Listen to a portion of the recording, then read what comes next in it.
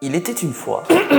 C'est comme ça qu'elle commence la vidéo? Bah, comment dire, j'estime que les gens ont cliqué sur la vidéo en voyant la miniature et le titre. Donc oui, on commence comme ça. Tu voudrais pas passer quand même par une petite session d'explication pour les personnes qui arriveraient ici de façon inopinée? Ok. Donc en 2021, sur mon compte TikTok, je vous avais parlé de la fameuse Pixar Theory de John Negroni, qui veut que tous les Pixar se passent dans le même univers, mais à des époques différentes. Mais TikTok à l'époque limitait ses vidéos à 3 minutes, ce qui me laissait pas énormément de temps pour vous expliquer tout ce que proposait la théorie. Et c'est vraiment très dommage parce que le sujet est vaste. Et ce qui reste vraiment fascinant avec cette théorie, c'est que même aujourd'hui, avec les nouveaux projets de Pixar comme Jumpers, qui est sorti le 4 mars 2026, bah elle est toujours d'actualité. The kiff cette théorie.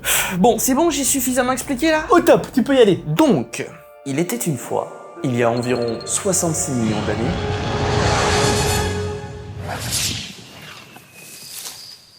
une météorite qui frôle la Terre. Un astéroïde. Oui, bon, un astéroïde ou une météorite, c'est pareil, hein, c'est juste un caillou qui vient de l'espace. Alors non, pas vraiment, puisqu'un astéroïde ça reste dans l'espace, alors qu'une météorite ça rentre dans l'atmosphère et ça s'écrase sur la Terre. Oui, bon, un astéroïde du coup. C'est à ce moment précis où notre réalité et celle de Pixar se séparent.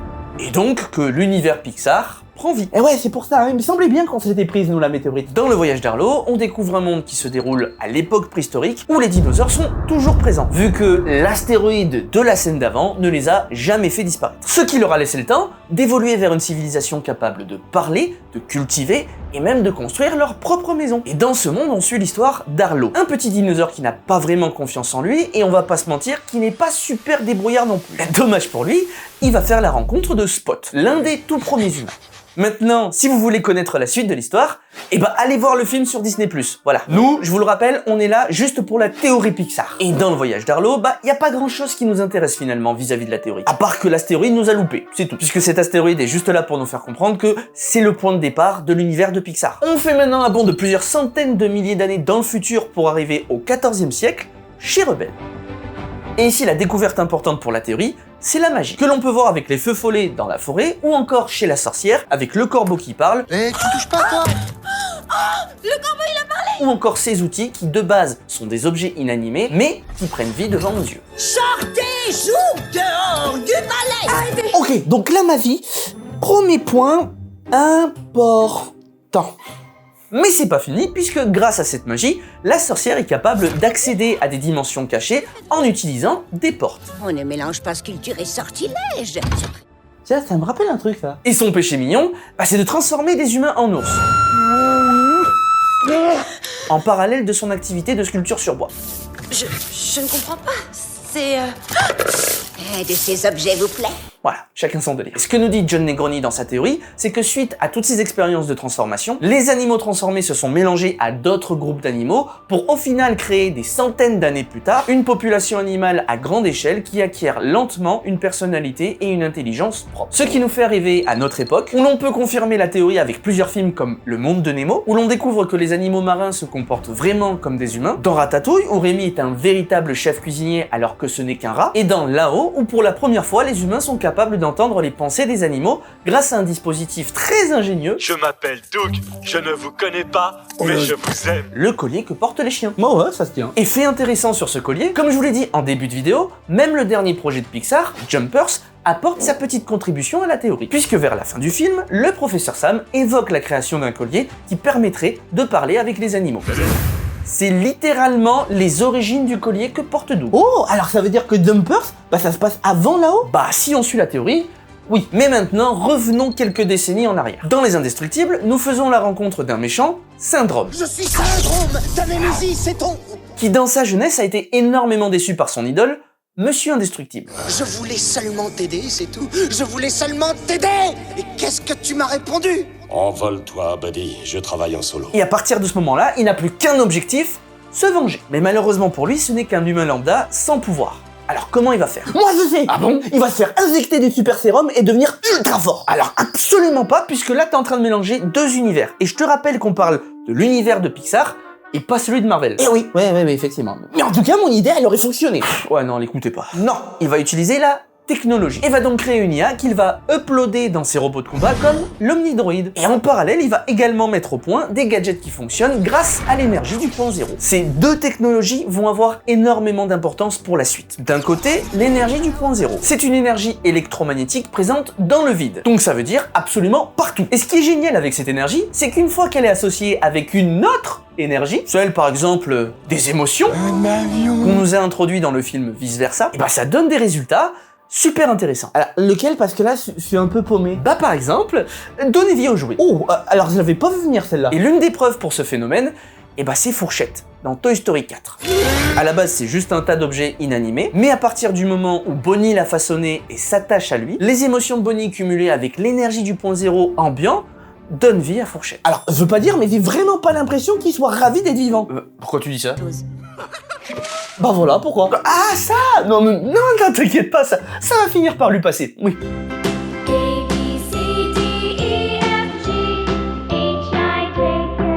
Et de l'autre côté, on a l'intelligence artificielle, qui a un objectif depuis sa création, se débarrasser des humains. Attends, t'es sûr de ça? Ah mais moi je suis sûr de rien, c'est juste la théorie. Mais attends, je vais t'expliquer le raisonnement. Au début, l'intelligence artificielle décide d'aider Syndrome parce qu'il veut éliminer les super. Pour elle, c'est du pain béni. Parce que si elle veut vraiment se débarrasser des humains, eh ben elle comprend qu'elle doit se débarrasser des plus puissants tout de suite. Et d'ailleurs, le moment où elle nous montre véritablement ses intentions, c'est quand elle se retourne contre son créateur.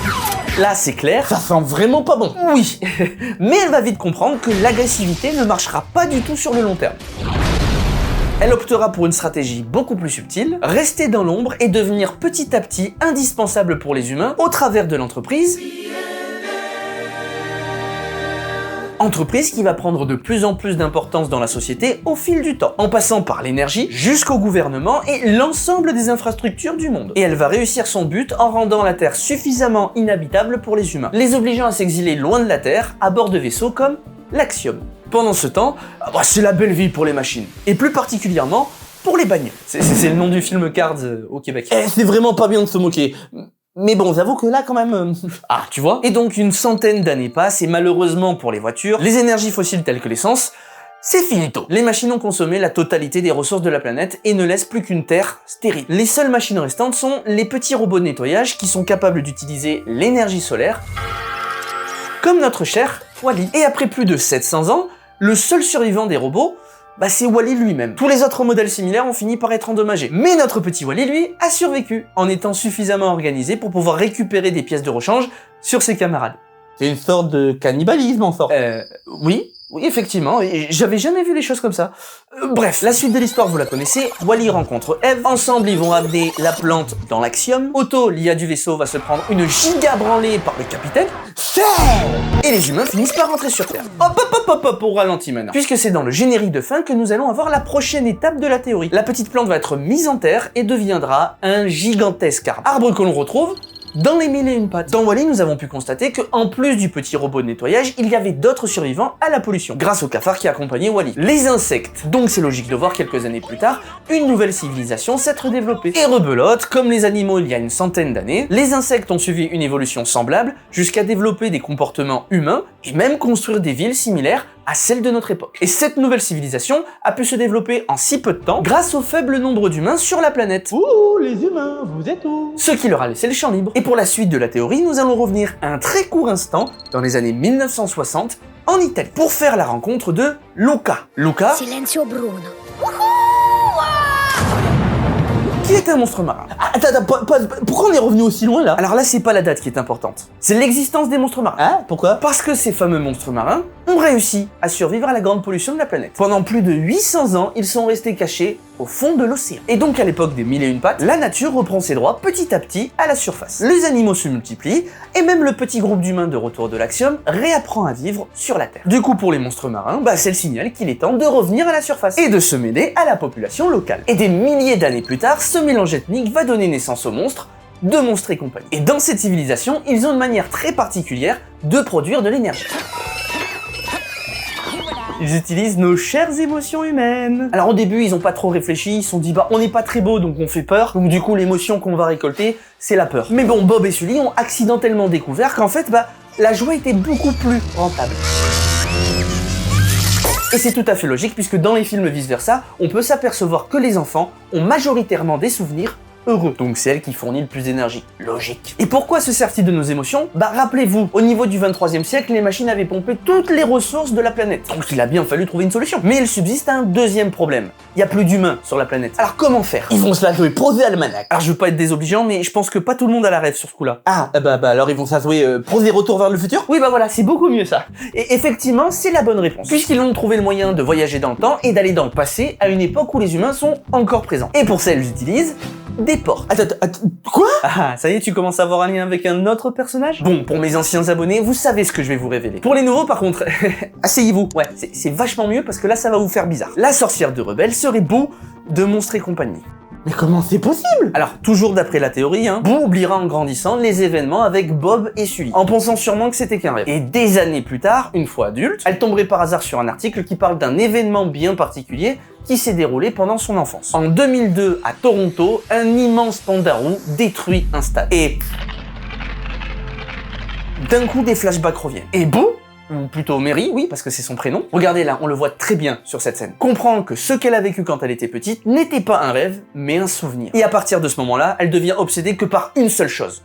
Retrouver son ami Minou. Elle se renseigne auprès de la famille de May et comprend très vite l'existence de la magie. Et pendant ses recherches, elle trouve l'origine de cette magie, les feux follets. Elle part donc en forêt pour en trouver, et une fois chose faite, elle apprend à maîtriser leur magie et comprend que grâce à elle, elle peut utiliser les portes comme des portails pour pouvoir voyager très rapidement sur toute la planète. Malheureusement, elle n'arrivera pas à retrouver son ami. Alors il lui vient une idée. Et si Minou ne venait pas de son époque? Et toujours grâce aux portes, elle comprend qu'elle a le pouvoir de se déplacer dans l'espace, mais également se déplacer dans le temps. Mais encore une fois, après des années de recherche, toujours pas de Minou. Et elle finit par échouer dans une époque médiévale où la magie est beaucoup plus présente qu'à son époque, avec l'objectif d'augmenter ses pouvoirs afin de retrouver Sully. Et la suite, on la voit tout simplement dans le film Rebelle. La boucle est bouclée. Et du coup, elle va réussir à retrouver Sully? Franchement, j'espère de tout cœur pour elle. Mais bon, dans la théorie, y a vraiment rien de très clair à ce sujet. Dommage.